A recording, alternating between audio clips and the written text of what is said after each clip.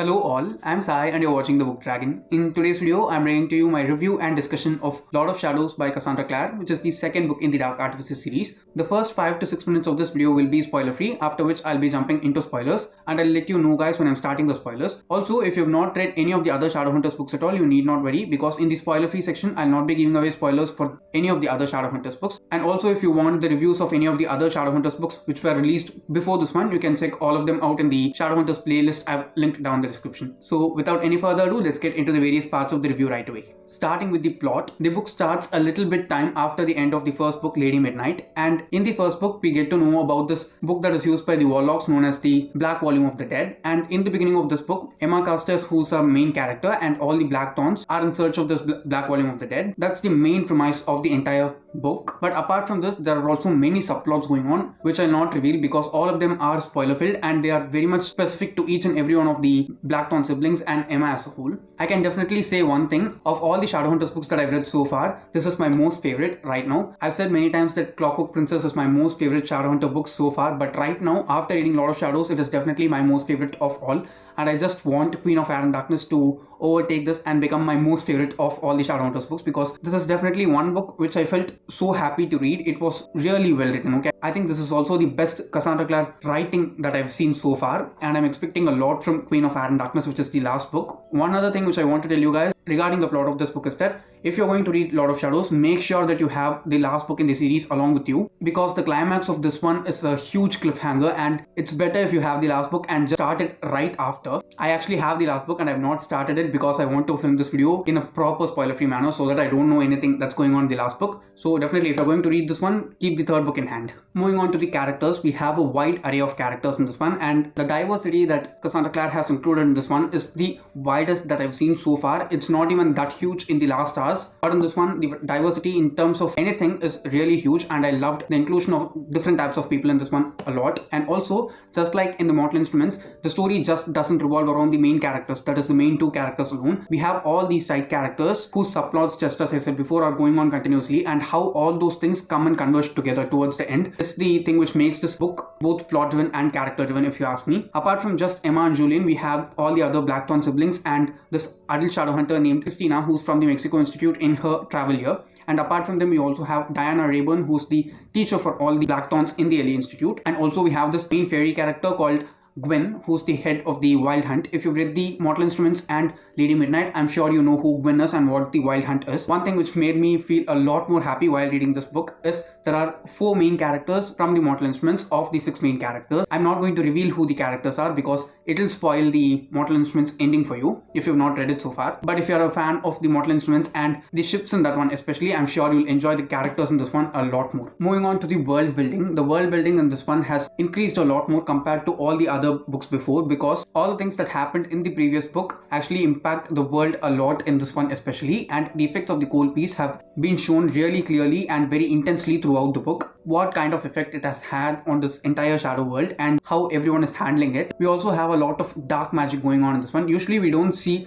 that much dark magic or magic in general when it comes to any of the Shadowhunters books. It's just the world itself which is a bit magical because it's urban fantasy, but in this one we actually see some really dark magic going on. It actually gives the creeps at times. We also get to learn a lot more about this entire separate institute called the Scholarmans, which is specific for very talented Shadowhunters, and this group of people inside the clave itself called the cohort. All these things are additional layers for the world and everything has been improved a lot if you ask me. It's not geographically expanded that much, but the intricacies within the world, how things work, how things don't work. There are some revelations in this one and how if some things are compromised, it can affect a huger population compared to the people who are actually involved in it. All those things have been executed well also by the author. Moving on to the writing, if you read the Mortal Instruments, I'm sure you know that it's a bit bumpy here and there when it comes to writing in the Shadowhunters books, but in this one I can easily say the writing is 5x better compared to the Mortal Instruments itself, and I just loved it a lot. It is a huge book guys, okay? It's 700 pages long, but trust me, I did not feel like I want to put this book down at all. The only reason why I did not read it continuously is because I had a lot of work over the week and I had to push this in between and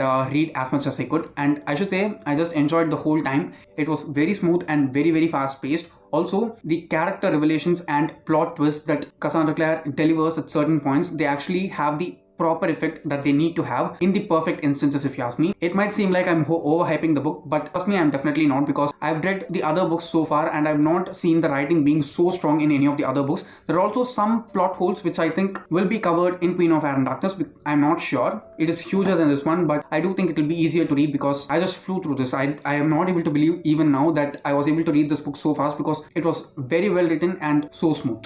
Finally, in the spoiler-free part, talking about the pacing of this one, it was very fast paced, just as I said before. Okay, I did not feel like I was reading a huge book. I was able to finish big chunks of the book, that is like 100-200 pages of the book, in just like 2 or 3 hours max, while I sat down and read, because it was very well paced. Also, one of the main things which I loved about this one is that we don't just see the story happening only from a single point of view. We have different things going on in the plot with each and every sibling when it comes to the Blackthorns, and how all these things matter and how they push the story forward and keep the pace from faltering was something which just made me feel so good, because it has been so long that I've read a book this good so far. And if you ask me at this point in 2021, this is the best book that I've read until now. I have 2 other books to go. Let's just wait and see, and I hope that it goes really well. And obviously, after all this raving, I rated this one 5 stars. And if you have any doubts whether you have to pick up the Dark Artifices or not, please do go and pick it out. But before reading it, finish the Mortal Instruments and Infernal Devices, because the foundation for the series is laid out in those two, and it is very much worth reading all those 6 books and then coming to these, because they are really good. So yeah, that's the end of the spoiler free part, and now I'll be getting into spoilers. When it comes to the spoilers, I'll not be discussing any spoilers from Queen of Air and Darkness and Ghost of the Shadow Market alone, because apart from those two, I'll be discussing spoilers for all the other books. So let's get into the discussion right now. The first thing that I want to discuss is Kit Haringale. Okay, I did not think that I like Haringale ever, because so far all of the Haringales I've read about, I've not at all liked them. Especially Will is my least favorite. James also, I did not like him that much when it came to the last hours. And I think if you've been following me for quite a while, you know my history with Chase, because throughout my first read of the Mortal Instruments, I hated that guy, and in my second read I started liking him, and now he's like okay. But Kit, I just genuinely like. We get a lot of scenes from his perspective and how he sees the world, so that is something which I think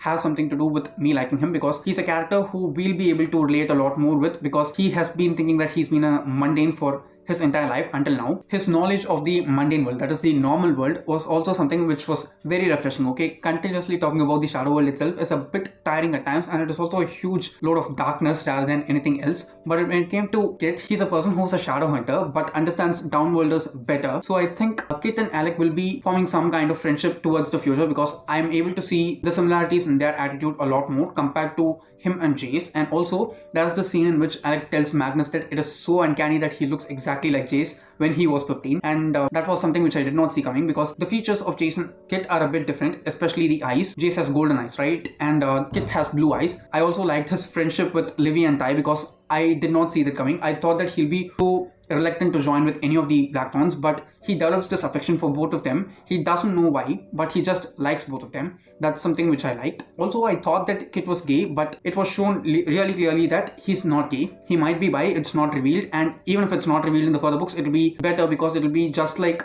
a reflection of Anna Lightwood from The Last Stars. Talking about our main ship in the series, Julian and Emma. Trust me, I like Emma a little bit, but not that much. In the first book, I liked her a lot, but in this one, it was just like, meh, okay. She's just a main character who has special sport. That's all that I was able to see. Nothing resilient about her. And when it comes to Julian, I am starting to not like him at all, because in the first book, the pressure of his responsibility and how it has transformed him was really well laid out, and I liked that growth of him a lot more. But in this one, a very darker side of his character, which is definitely not good, is revealed, and he's ready to do anything for the protection of his family, which is definitely not a good thing to do, because even when it comes to breaking the Parabatai bond, he's ready to do it because he thinks that it'll save his family rather than looking for any other cure. Emma is definitely against it, because she knows that it'll break all the Parabatai bonds also, which is definitely a bad thing. If something like that happens, Simon is going to hurt a lot more, which will just drive me mad. Okay, I just like him the most, because he's the character whom I am sure that many people will be able to relate to, because he's mostly just like any other nerd and geek out there. While talking about his bad things, I'll not avoid the good things that Julian did also. How he was keeping his feelings always intact and not exposing them to Emma, and how he was trying on his own in order to deal with this problem that they are going through. The trust that he develops with Mark, and the brotherhood that they get after multiple attempts. The way in which he's soothing enough to make Annabelle accept to some of the things which they are going to do towards the end of the book. All those things were really nice. Okay, I don't think any character who's really normal and a bit immature will be able to pull all those things off. He's been doing the job of the head of the institute for 5 years. I'm sure he has a lot of potential,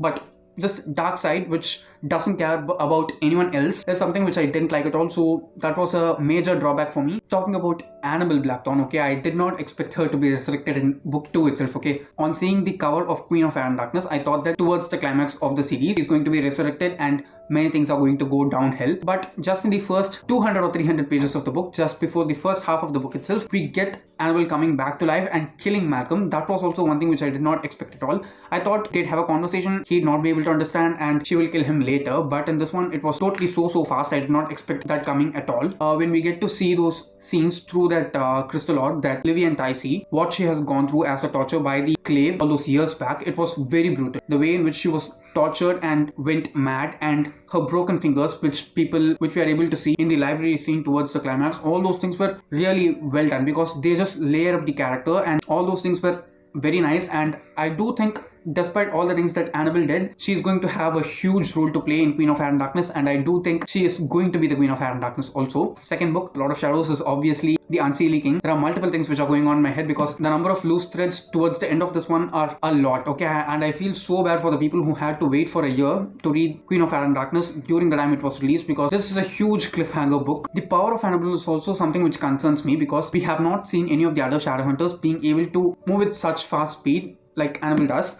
For example, James did have that shadow power, but he also couldn't move that so fast. I think it might be due to the power that she gained from necromancy. When I finished reading Queen of Fire and Darkness, and by the time when Chain of Thorns comes, both of these things will interlink in some way, because according to this book, Jesse Blackthorn lived and Jesse's actually dead in Chain of Iron. They are going to try and bring him back up, Grace and Lucy. So my head is just exploding with all the theories that I'm building in my mind. Let's just wait and see. The plot as well as the character development in this one is extremely good, but there is this huge chunk of the story which felt a lot convenient for me compared to anything else, and that is the place in which Julian, Emma, Christina and Mark get into the Unseelie court and save Kieran. Okay, that huge chunk was very convenient if you ask me, because there are only 4 Shadowhunters totally and there are many Fae there. So definitely they can overpower them because the magic of the Shadowhunters is also not working. The only tool or weapon that they can actually use is Cortana, and that's the thing which gets them out. But just 4 Shadowhunters overpowering all those fairies, it was so stupid and lame if you ask me. Okay, it just felt like a very convenient move. Let's just not make this stuff and let them take him away. It was just like that to me. And I also did not expect to see Neen, who's Mark and Ellen's aunt, because I've not at all thought about the fairy side of Ellen and Mark's family, and getting a chunk of them was also really good. And to see the Seelie Queen and her scheming just as usual, which we saw in the Mortal Instruments, was very awesome in this one. I think she's going to cause a lot more trouble for the Shadowhunters, just tricking them into what she wants them to do by her words. Of course, the Fae can't lie, but I'm sure that she has hit something within each and every statement that she spoke to the Blackthorns and Christina. I'm just very much hyped up to see how the Fae are going to act towards the end of the series. Next, I want to talk about my most favorite couple in this entire book, and it is definitely Gwen and Diana. Okay? I did not see that coming, first of all, and the next thing is that every moment that they shared with each other, it seemed so genuine, so original and cute at the same time. Okay, and when finally Diana reveals that she's a trans woman and how Katrina was the person who helped her with mundane medicine in order to become the person that she is actually, and how she has accepted her life and all the things that have gone and happened in her life in these 5 years from the end of the Dark War until now, and how was her life before the beginning of the Dark War. All those things were awesome. Okay, I just liked the inclusion of various different things in this one, and that's the main reason why I said that this is the most diverse Shadowhunter book that I've read so far also. There's one other thing which I noticed a lot, which is that if not for Katerina, Kit Harendiel will not exist right now. If she had not saved Tiberius's child, I'm sure there would not have been a Harendiel bloodline running along, and it would have just stopped with Jace. Of course, if Jace and Clary get married, there might be future Harendiels, but as of now, he's the only Harendiel, and the point showing that Katrina is a really important character who's not that much talked about, shown in this one, was very awesome. In fact, when I read the scene in which Diana actually tells about her history to Gwen, when she said David, I was actually lying down and reading the book, and I just went upright and sat there, and I was continuously reading. Okay, I was not able to pause at any point while I was reading that specific portion of the story, and by the time she was explaining all the things that were happening to her and how Katrina helped her in those 5 years, it just definitely made me tear up. Okay, it's been so long since I cried while reading a book, and this one just made me feel so sad and happy at the same time, and it made me cry, and I felt so glad that I cried after reading that one because it just felt so original and hard-hitting that I just loved it. There are two banters in this one which made me feel so invested. The first one is Kit, Ty and Livy, and the next one is Mark, Christina and Kieran. Even when it came to Mark, Kieran and Christina, it was a bit tense because of the tension that was going on between those three. It was mostly like a love triangle but with a lot of complications. When it came to Kit, Ty and Livy, it just felt like a group of friends, small little group of friends who actually found comfort with each other. Okay, despite all the dark and bad things that are going on in their lives together right now, they find happiness among those three people. They are not like interdependent, but they just make each other happy. That was something which I liked a lot. It also felt so original for me. The way in which Livy and Ty actually accepted him like a sibling or a friend rather than just considering him as an outsider, and how I felt it comforting to have Kit by his side and how he was a bit open to him just like he is with Livy. All those things were really nice to read. When it comes to Mark, Kieran and Christina, I think it is going to be developed as a polyamorous love triangle towards the end. I'm not sure. Okay, it might be like Jim, Will and Tessa, but I don't think it'll have that much of an effect. But I can see something going on between these three characters because all three of them like each other in a very positive way. It's not at all toxic. That's something which I loved, because while writing things like this, some authors tend to do it in a very nasty way and it doesn't look good. But the way in which Cassie has written this, those three characters, they are all good. All three of them are good. All of them have a little bit of something going on with each other, and that's the thing which adds on an extra flavor for that trio, if you ask me. Next, I want to talk about one of the most underrated characters in this trilogy, if you ask me, and it is Drew. Okay, I don't think Drew is given that much of an importance like any of the other siblings. Okay, it's okay not to show Tavi that much because he's just a little kid, but when it comes to Drew, she's a younger adult. Okay, she's 13 and she's a bit more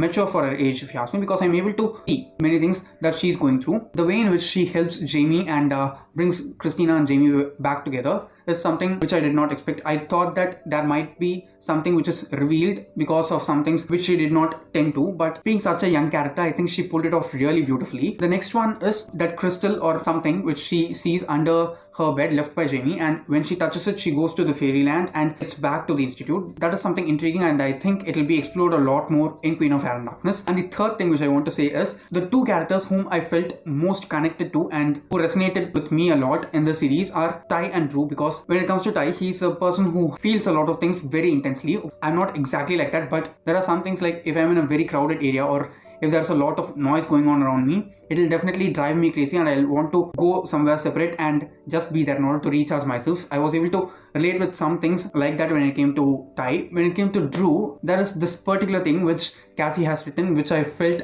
a number of times. Okay, I have not felt a number of times because I am the youngest person in my house. Even when we were a joint family, I was the youngest of all. Okay, I'm the youngest sibling, youngest cousin, everything. So I'm sure anyone who's the youngest sibling can understand what I'm trying to say. Everything that the other people see in their age, we have seen them at a very younger age. Okay, so definitely there is a little bit more knowledge when it comes to us dealing some situations. And when Cassie was able to deliver that message through Drew's character in this one, it just connected with me the most, because when we are the youngest, people just tend to see us as the youngest within our family, no matter what our age is, and how it affects and how it makes us feel and how it affects certain spheres of our life was really well showcased by his character in this one, and I just loved the representation a lot compared to any other thing. Okay, after talking all about the Dark Artifices characters, I want to get to my favorite, and they are the Mortal Instruments characters. Okay, we have two main couples, but not my most favorite couple. First, let's talk about Jason Clary, so I can save the best for the last. When it came to Jason Clary, I was not at all ready to see them so mature. Okay, we get a small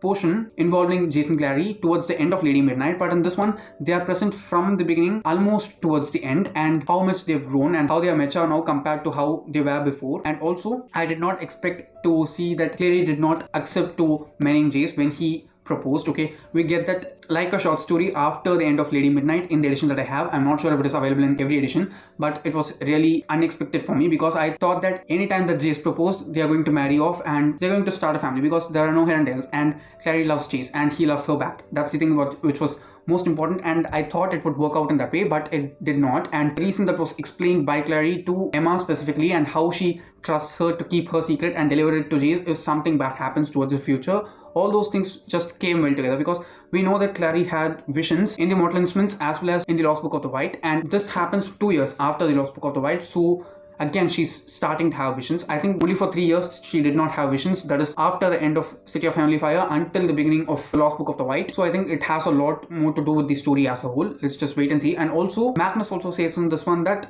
he has had dreams of cities flowing with blood. He says the exact same thing in the Mortal Instruments also. So I think all of those things are going to add up in the third book as a whole.